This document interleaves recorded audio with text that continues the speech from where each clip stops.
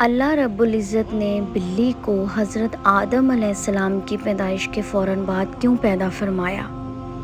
رسول اللہ صلی اللہ علیہ وآلہ وسلم نے بلیوں پر کیوں شفقت فرمائی؟ رسول اللہ صلی اللہ علیہ وآلہ وسلم نے ایک بلی کو دیکھ کر کیوں پورے لشکر کا راستہ بدلا تھا؟ رسول کائنات امام الانبیاء صلی اللہ علیہ وآلہ وسلم نے بلی پر ظلم کرنے والی عورت کے متعلق کیا فرمایا تھا؟ بلیاں رات کو کیوں روتی ہیں؟ کیا بلیوں کا رونا نحوست ہے؟ اور بلیوں کا پالنا کیسا ہے؟ آج کی ویڈیو میں ہم آپ کو یہ سب چیزیں بتائیں گے اور ساتھ ہی یہ بھی بتائیں گے کہ کیا بلی کھانے میں منہ مارے تو کیا وہ کھانا ناپاک ہو جاتا ہے؟ تو جڑے رہیے اس ویڈیو میں آخر تک۔ ان تمام سوالات کے جوابات قرآن و حدیث کی روشنی میں دیے جائیں گے اور بلیوں کے متعلق آپ کو حیران کن حقائق بھی بتائیں گے۔ انسان نے بلی کو تقریباً 10,000 سال پہلے پالتو بنایا تھا۔ آج کے دور میں بلی پالتو جانوروں میں سے ایک جانور ہے۔ بلی کو کھانا اسلام میں حلال نہیں ہے، لیکن اس کی پاکیزگی اور طہارت کی وجہ سے ایسی بلیاں جو کسی اور کی ملکیت نہ ہوں انہیں پالنے میں کوئی حرج نہیں۔ اس کے برعکس اگر آپ گھر میں بلی پالتے ہیں لیکن اس کو بھوکا پیاسا رکھتے ہیں تو یہ آپ کے لیے وبال جان بن سکتا ہے۔ صحیح بخاری کی حدیث نمبر 2365 میں ہے کہ رسول کائنات صلی اللہ علیہ وآلہ وسلم نے فرمایا کہ ایک عورت کو عذاب ایک بلی کی وجہ سے ہوا جسے اس نے اتنی دیر تک باندھے رکھا اور وہ بھوک کی وجہ سے مر گئی اور اسی وجہ سے وہ جہنم میں داخل کی گئی۔ نبی کریم صلی اللہ علیہ وآلہ وسلم نے فرمایا کہ اللہ تعالیٰ نے اس سے فرمایا کہ اللہ تعالیٰ ہی زیادہ بہتر جاننے والا ہے کہ جب تو نے اس بلی کو باندھے رکھا اس وقت تک نہ تو نے اسے کچھ کھلایا نہ پلایا اور نہ ہی اسے چھوڑا کہ وہ زمین کے کیڑے مکوڑے ہی کھا کر اپنا پیٹ بھر لیتی۔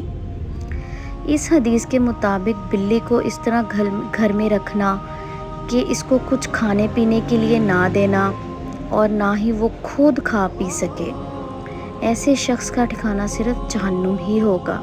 حضرت داؤد بن صالح بن دینار رحمۃ اللہ علیہ اپنی والدہ سے روایت کرتے ہوئے فرماتے ہیں کہ انہوں نے اپنی آزاد کردہ لونڈی کے ہاتھ حضرت عائشہ رضی اللہ تعالیٰ عنہا کے گھر حریثہ بھیجا۔ حریثہ ایک سویٹ ڈش ہے اور وہ بیان کرتی ہیں کہ میں نے انہیں نماز پڑھتے ہوئے پایا تو انہوں نے اسے رکھ دینے کا اشارہ فرمایا۔ ایک بلی دوڑتی ہوئی آئی اور اس نے اس میں سے تھوڑا سا حریثہ کھا لیا۔ حضرت عائشہ رضی اللہ تعالیٰ عنہا نماز سے فارغ ہوئیں تو انہوں نے وہ حریثہ کھایا اور فرمایا کہ بلا شبہ رسول اکرم صلی اللہ علیہ وآلہ وسلم نے فرمایا یہ بلی پلیت اور نجس نہیں ہے۔ حضرت عائشہ رضی اللہ تعالیٰ عنہا بیان کرتی ہیں کہ میں نے رسول اکرم صلی اللہ علیہ وآلہ وسلم کو بلی کے بچے ہوئے پانی سے وضو کرتے ہوئے دیکھا ہے۔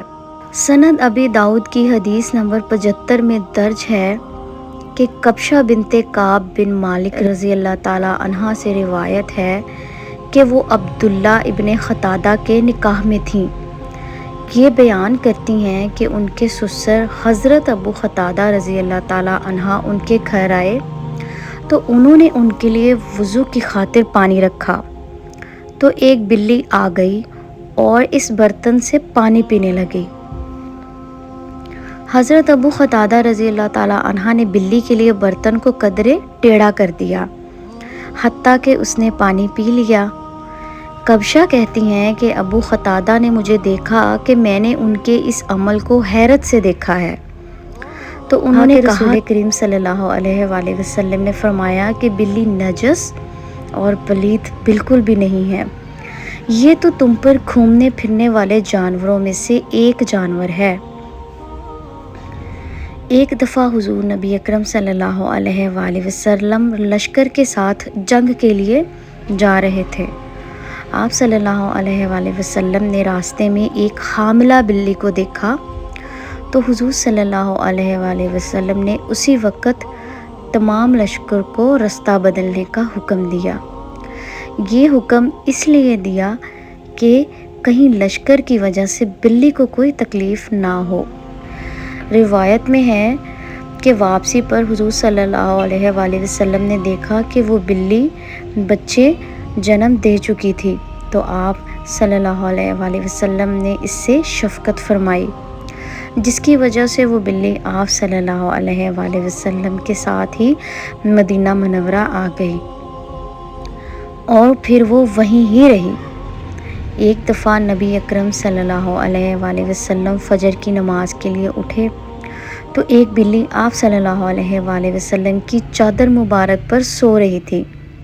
حضور کائنات امام الانبیاء صلی اللہ علیہ وآلہ وسلم نے اپنی چادر وہیں سے کاٹ دی، یعنی وہ ٹکڑا کاٹ دیا۔ کیوں؟